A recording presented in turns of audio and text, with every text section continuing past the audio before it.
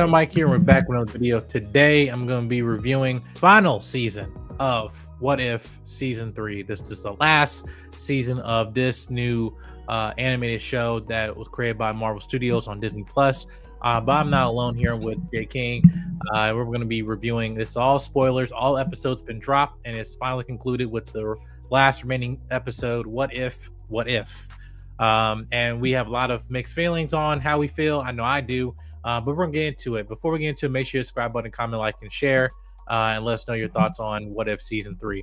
Jay King, what was your thoughts on general note as of What If Season 3 as a whole? I think compared to, like, say, the second season when that came out literally a year ago to this one, it had a lot of, like, interesting twists when it came to some of their stories, because we only have 8 episodes here with this third and final season, and a lot of them decide to very much lean into, okay, if this choice was made, where would the story of this show, or especially of this movie, or especially this show, since this season also likes to bring in a lot of elements from post phase 3 finally.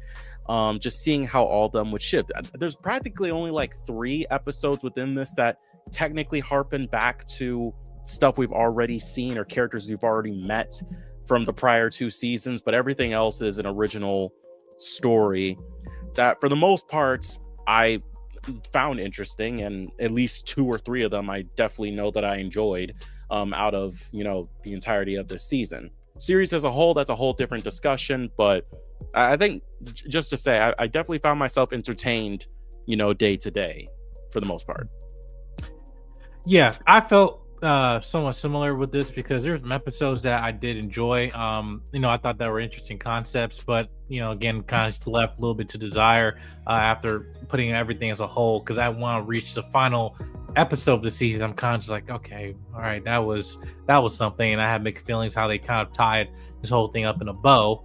And this season had a lot of things, of some things we've been asking for, like more exploration for post endgame characters, and also, you know, some other interesting what if concepts that some of us been asking for that might have been better than the previous 2 seasons. For me, however, I felt, yeah, they did bring post endgame characters, but still did not do a good job in terms of, again, if this was supposed to be a highlighting just not only just the success of what you have done so far, but also to prepare you for what's coming, you know, to actually make you more resonate with some characters in upcoming projects this coming year in 2025. They didn't do that at all, and then what they thought probably might have been interesting left really to be disappointment for not only just general audiences, but just for myself. I felt with this, like I had probably a handful of episodes back and counting one, you know, maybe 1 or 2 fingers that I actually enjoyed. But then it reminds me of my frustration with this show, particularly with the fact of, like, okay, the first episodes we get is like this Ultron episode with, you know, Sam Wilson as Captain America with other Avengers, an actual Avengers team post Endgame, even though in that story most of the Avengers died, and, you know, different, you know, timeline and everything. But at least we have an Avengers team that consists of, like, Moon Knight, Red Guardian. You also have Monica Rambeau in there as well. Sam Wilson's Captain America, Nakia, which I didn't even realize that was Nakia until later. I didn't even realize until, like, the subtitle said Nakia, and I was like, wait, that was Nakia? Right, and also, which that goes also to a negative too. Like, I don't know if they've done one of having voice, you know, actors to try to mimic, you know, some of the, you know, existing actors they couldn't get on the show, but at the same time to have animation to make me realize, hey, did that look like Mark Ruffalo? At this point, I don't even know who is that guy, or, you know, is that like, you know, I didn't know that was Nakia. And, you know, some actors, you know, you get like, oh yeah, that's Simu Liu, that's Shang-Chi. But others, you're like, okay, who is this? I have no clue who that was until you saw the credits. But, right. Yeah, but we'll get into it. Like here, like what was just like we kind of get into certain positives before we get into like my main issue I have with this, but we get into it. So like, what was kind of like your highlights? You know, kind of going spoilerish in terms of this show that you enjoyed. Well, I'll say this. that, you know, I'll say one of my highlights is just the fact that every episode, even the ones that I would be like, you know, I take it or leave it, I at least came with a different type of story, and it almost felt like, you know, okay, we have something new every day. It's not repeating a whole bunch of concepts outside of, again, the last 2 episodes. Like, again, the first episode with the Mech Avengers versus Gamma, that is legit some Voltron, Power Rangers, Pacific Rim mixed with some Godzilla in there. I found that to be a lot of fun. The second episode with Agatha and Kango, concepts I liked, but it was better than it was better than the Eternals movie, in my opinion. But hey, like, funny enough, this season has a lot of harping backs. It's almost similar to what they do with Ultron, when it's like, hey, we know we fucked up with Ultron, but can we try again, please? It feels the same way with the Eternals, specifically in this season, but we'll get to that. The third episode, one of my favorites, with the Red Guardian Winter Soldier. I loved that buddy cop, you know, sort of, you know, Bonnie and Clyde adventure of them running away from Hydra or running away from Bill Foster, Lawrence Fishburne returning. You know, just it was good to see, and it also gave you a moment to empathize with these characters, because Red Guardian's been seen mostly as a joke, but this is the one thing that has gone into his backstory of like, I was a nobody, and yet look where I am now. And then helping Bucky. Like, I like that a lot. It's one of my favorite episodes. Episode 4 with Darcy and Howard, I say it probably felt like an acid trip. And just how many cosmic and magic villains you could pull into this. Definitely not one of my favorites, but I will say I appreciate how chaotic it was. What else? Episode 5, again, going back to the whole Eternals thing, with what if the emergence happened early and Earth just got screwed over, and we see surviving characters mostly led by Dominique Thorne returning as Riri Williams against Mysterio, which was not expecting Mysterio. So first off, okay, all right, I guess screw it. We're just getting into it. All right. This is where your problems lie. Okay, go ahead. How the hell did the Earth is still? It could. How are they breathing? How's there a freaking atmosphere when a damn celestial came out of the freaking planet? Like that, and then, but hey, the planet is just intact because the glue is the Avengers logo in freaking space. And I'm trying not to curse, but like, it's just like this. Yeah, but you know, you couldn't get freaking Jake Gyllenhaal up in here and everything. But hey, you know, it's all right.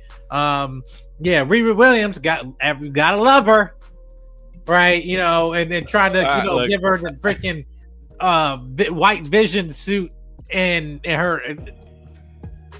Look, okay. I get it. I get it, man. I get it. I will say at the one thing, it was kind of cool that we had a villain for an episode be a Spider-Man villain. I wasn't even expecting something like that to happen outside of a Spider-Man project. So I'll at least say that. Yeah, well speaking on that, it's just, you know, like we'll get into like the end of the last remaining episode, how they kind of like other entities and things that they come in, but you mentioned that, like, I thought that Eternals episode was better than what they did in the movie, but still, like, Eternals not some people grabbing onto, unfortunately. It is what it is. As much as a big cosmic entity, and it should be in terms of writing and comics, in the movies, we don't give a damn about this. We don't. And it's unfortunate. I mean, I can go, you know, like, I think the Bollywood dance and stuff like that would be interesting.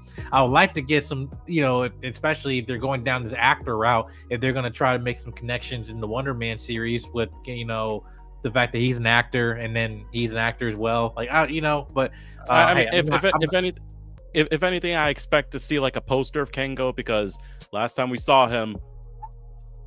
But I expect just a poster or maybe like a trailer reel or something. Yeah, but it's okay. Like, but I thought, again, the Celestial Agatha, even though it was ridiculous, she did look beautiful. But anyway, like, I thought the design was great, and I still like Kathryn Hahn and stuff. But and then, not a lot of Scarlet Witch stories in here, which I feel like they should have freaking done. You know, again, to make it more, you deal with multiverse. Okay, we'll get there, but after that was the 6th episode, which was much like the whole medieval episode back in season 2, is 1872 with Shang-Chi and Hayley Steinfeld returning as Kate Bishop in a universe where the Marvel universe is instead those westerns you watched with your grandparents, and you know what I mean by that, with some other characters that we did not expect to see, like his sister or the dude from Ant-Man and the Wasp, for example. Also, we didn't even mention this, but within the Riri Williams episode and this episode, Uatu decided, okay, I'm done watching. Right. It actually interferes, in some form just by speaking to them or whatever. But again, we get Iron Fist. Yeah, like literally, there's this kid that's like saved by Shang-Chi and Kate Bishop, who has some kung fu moves, and by the end, I don't remember which one said it, but they're like, "Damn, this kid's got some Iron Fist on him." I was like, so that's Danny then? Man, listen, I was watching this in bed. I literally just backed my frame like this. I was already laying down. I was like, come on. Come on. Like, okay. I literally looked at the thing. I'm like, okay, so you're saying that's either Danny or the newer version. Hey, Danny, that kid is freaking Asian. Listen. Yeah, no. So that's hold on. So that's the newer Iron Fist then. That if you play Marvel Rivals, you know what I mean. Yeah, he's the new Iron Fist, and whatever they're gonna do in Shang-Chi too, because screw the white one, because Hollywood. But anyway, yeah. So that's right. Yeah. But anyway, so anyways, that takes us to the last two episodes. The first one, What If the Watcher Disappeared, reuniting us with some familiar faces of I guess the current incarnation of the Guardians of the Multiverse. You got everyone's favorite, Captain Carter, returning. You also got Kahorti back. You got the now adult version. Yes. Anyways, go on. You have Byrdie, the adult version of Howard the Duck and Darcy's kid, and of course the one that we all knew about, Storm, X-Men Storm, wielding Mjolnir, the goddess of thunder and lightning, voiced of course by the same one from X-Men 90s cartoon and X-Men 97, and them trying to find out what happened to the Watcher, leading them to finding an alternate reality version of Ultron Infinity from the first season, but one that didn't hear the Watcher's voice and instead sat in solitude so much that he realized how boring it is with nobody around.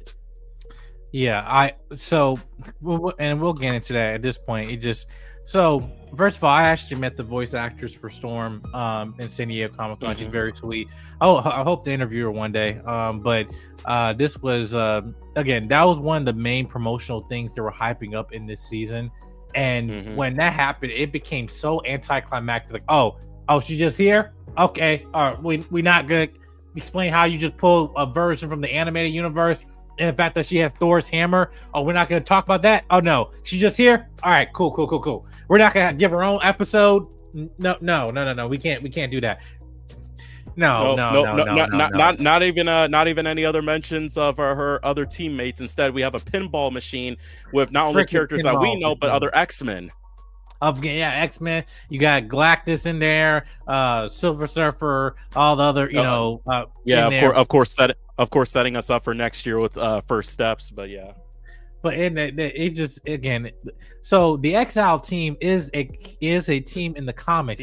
This is my thing. If they were doing this at this point, and I know a writer was actually she left season 2.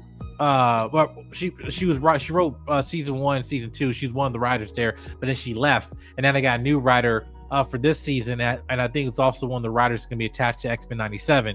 But after this, has kind of concerned me, not about fan service or anything like that. It's just common sense. Listen, if you were going to use the Exile Team to have comic book lore, why didn't you just use that in season 1 instead of trying to play off the name of Guardians of the Multiverse and just have the Exile Team and then have that applied in of the other movies? Like, for example, in Deadpool and Wolverine, are they the exiles of the freaking Void with Blade and Elektra and all that? Like, that's basically Exile, different characters or heroes or villains, whatever, from different for different points of the multiverse coming together that have been out of their timeline, whatever, into a team.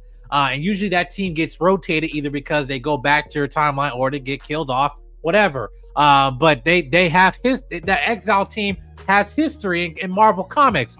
But for this to show up here, out of all the freaking characters you can bring in, you got Space Pocahontas, you have a female Howard the Duck hybrid, you got Captain Carter, and you have Storm with Mjolnir, which, by the way, because we saw a picture of her, of all of them with the other Guardians of Multiverse, with the T'Challa, Star-Lord, and the Party Thor, like, did they just die off, or did they go back to your timelines? Did you take Party Thor's hammer? And it's like that. I don't know. But yeah, it's literally, it's like the Charlie Angels of the freaking multiverse up in here. And like, I just didn't get, like, all right, so Watchers, the final episode. This is about me a rant. I don't give a damn. I'm done. I'm getting into this. All right. Well, do you want me to just explain before you rant out? No. I'll get into it because it's no point. Because this part multiverse that he gets taken by the rest of the other Watchers. I think one of them is called the Eminence.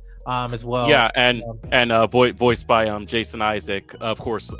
Y'all remember as Lucius from the Harry Potter films, right? And so I was fine with wanting to see more of the Watchers and have that explored, and I thought that was the most like fascinating thing of this season.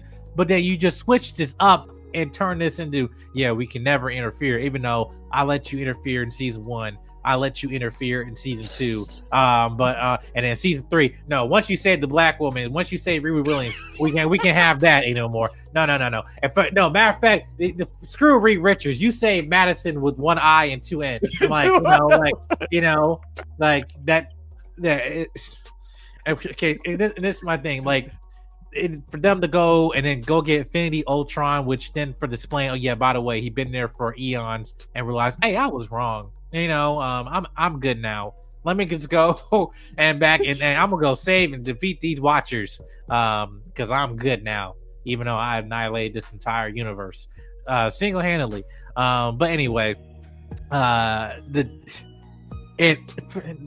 Howard the Duck. Okay, so all right, I don't have no issue with Howard the Duck at all as a character. I know he's written to be as a joke and stuff, and I understand the movie and everything. I would like to actually see him be part of the MCU. I know he's in the MCU, but I like as an actual character, not just a background, to the point where it's like, hey, he can be around, whatever.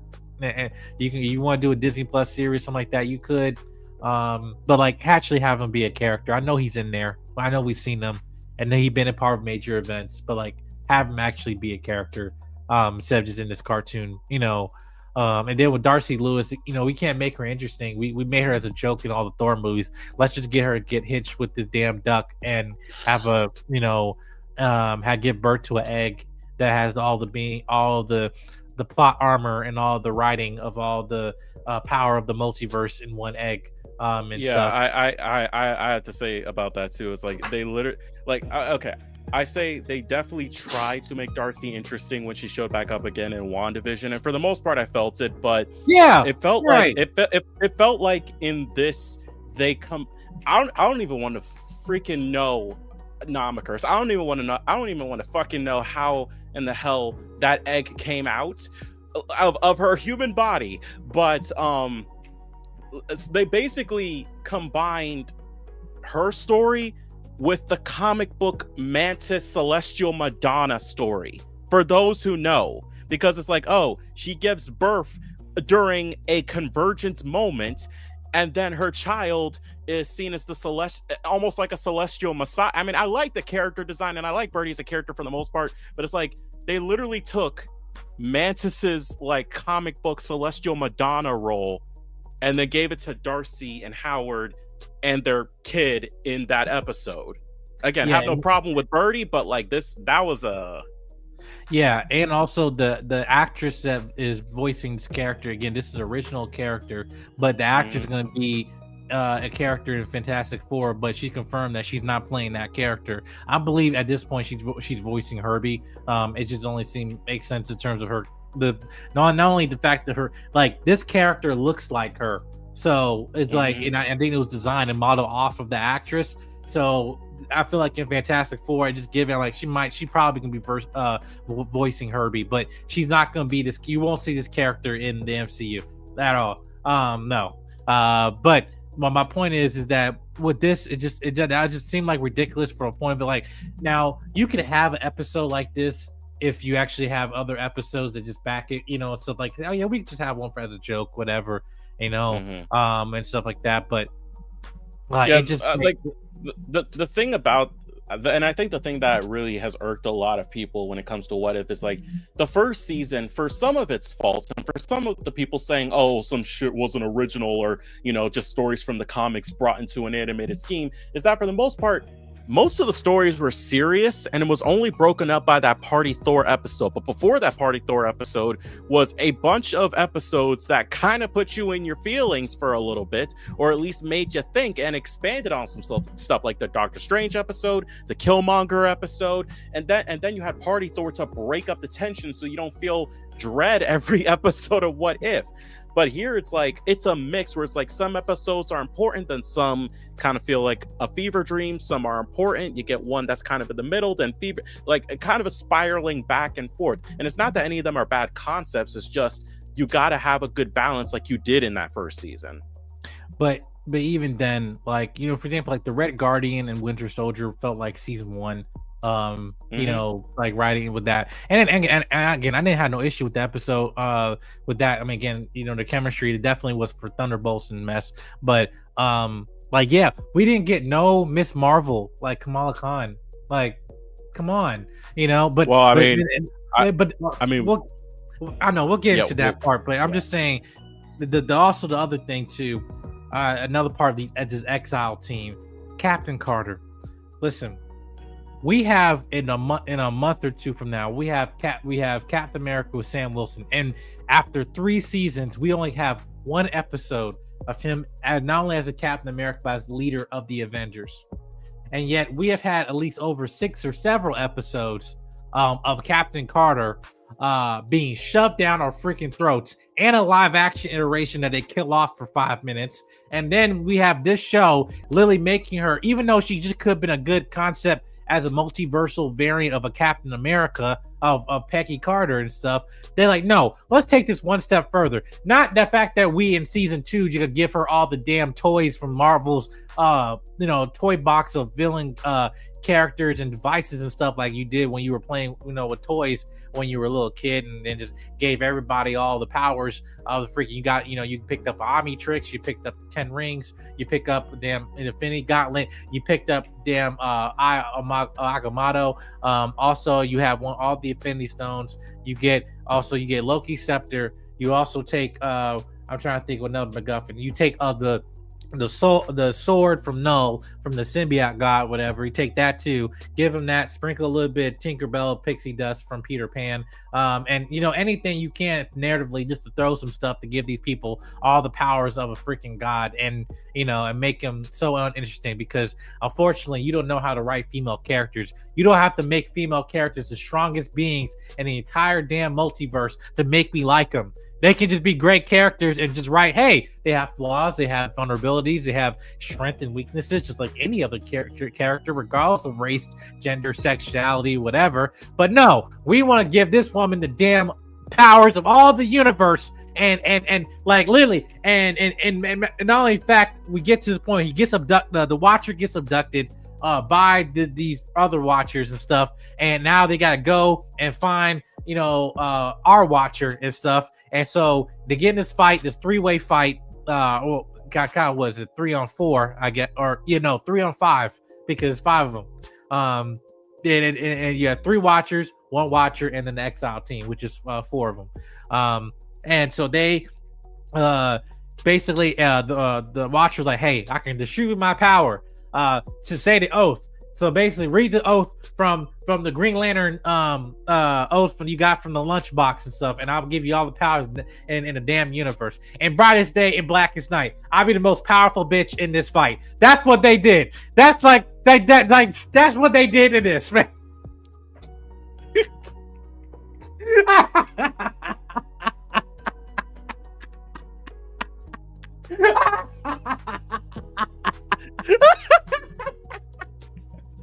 I mean, like, come on, like, seriously. Oh yeah, I'm just gonna I'm gonna take my shield and Kamehameha through all these 3 freaking Watchers and just disappear in the known universe. Like, but I might be alive because I'm more powerful than the Watcher. Now I'm the Watcher now because I'm watching the Watcher now, right? Come on.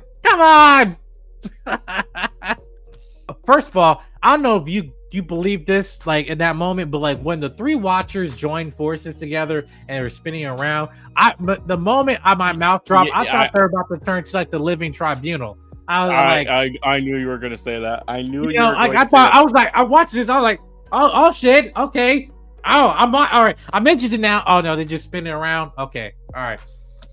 I mean, hey, when they were spinning around like that, and you could really only see one of them, and then all their eyes, like, okay, yeah, that did look like the Living Tribunal for. I was just like saying, like, yeah, because I was like, that would be cool. I'm like, yeah, put some, like, I'd be like, think about it. What would be bigger that, like, just for common sense for writing? Oh, who's stronger than the Watcher? Who's his overseeing figure and stuff? I have all the Celestials and who's overseeing figure. The Living Tribunal, like.